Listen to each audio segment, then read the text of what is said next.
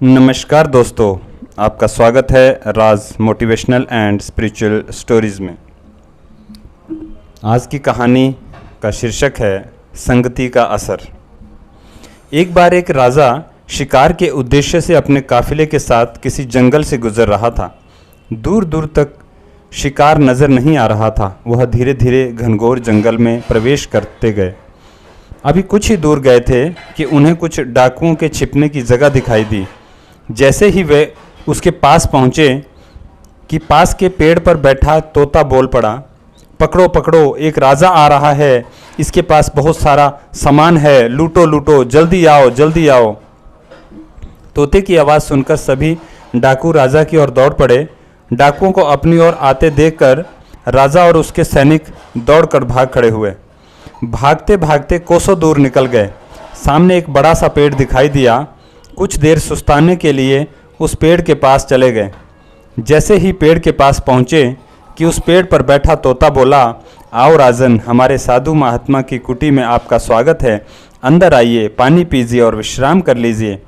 तोते की इस बात को सुनकर राजा हैरत में पड़ गया और सोचने लगा कि एक ही जाति के दो प्राणियों का व्यवहार इतना अलग अलग कैसे हो सकता है। राजा को कुछ समझ नहीं आ रहा था। वह तोते की बात मानकर अंदर साधु की कुटिया की ओर चला गया। साधु महात्मा को प्रणाम कर उनके समीप बैठ गया और अपनी सारी कहानी सुनाई और फिर धीरे से पूछा, ऋषिवर, इन दोनों तोतों के व्यवहार में आखिर इतना अंतर क्यों है?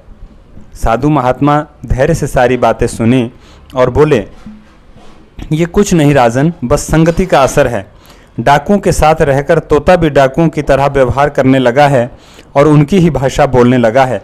अर्थात जो जिस वातावरण में रहता है वह वैसा ही बन जाता है। कहने का तात्पर्य यह है कि मूर्ख भी विद्वानों के साथ रहकर विद्वान बन जाता है, और अगर विद्वान भी मूर्खों की संगत में रहता है तो उसके अंदर भी मूर्खता आ जाती है। इसलिए हमें संगति सोच समझ कर कहनी चाहिए।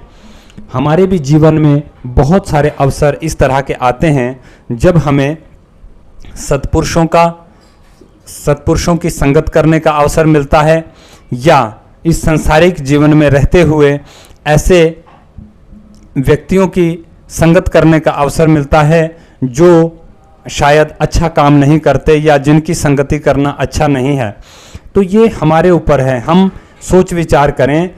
हम स्वयं विचार कर सकते हैं कि हमें किसकी संगत करनी चाहिए और किसके गुणों को आचरण करना चाहिए और अपने जीवन में धारण करना चाहिए। यदि हम अपने जीवन में सत्पुरुषों का, सद्गुरुओं का आचरण करते हैं तो हमारे जीवन में भी ऐसे ही सद्गुण आते हैं और हमारा जीवन आनंदमय होता है। तो आज की कहानी बस इतनी ही। मिलते हैं इसी तरह की एक नई कहानी के साथ।